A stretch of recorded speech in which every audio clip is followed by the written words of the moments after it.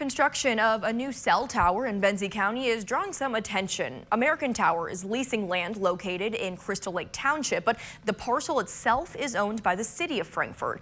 Our Ellie Baxter takes us to the site. Even the guys that were working here, they said we wouldn't want to have this in our backyard.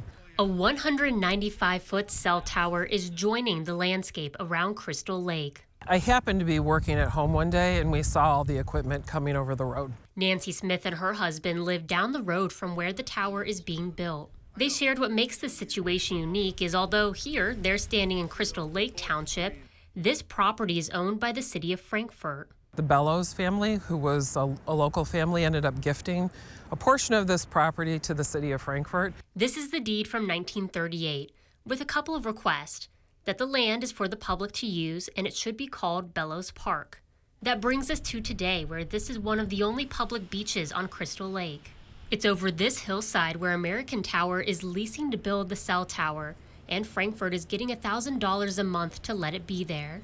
This was signed without any public input. I feel like the city of Frankfort should be a good steward to this property and that it shouldn't be used for commercial purposes. Nobody really wants to have it near them. I mean, it's just kind of the nature of the infrastructure. Josh Mills, the city of Frankfort superintendent, explained Crystal Lake Township gave American Tower his contact information to reach out about placing a cell tower on the Bellows Park land. The township has a permitted allowable use for cellular towers on property owned by local units of government. That's pretty typical.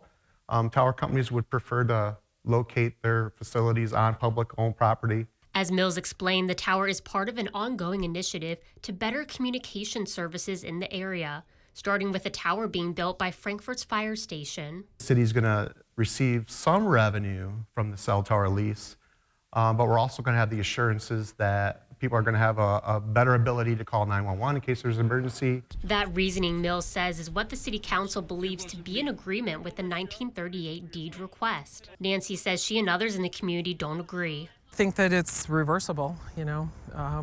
The trees, obviously, we can't get back. That's unfortunate.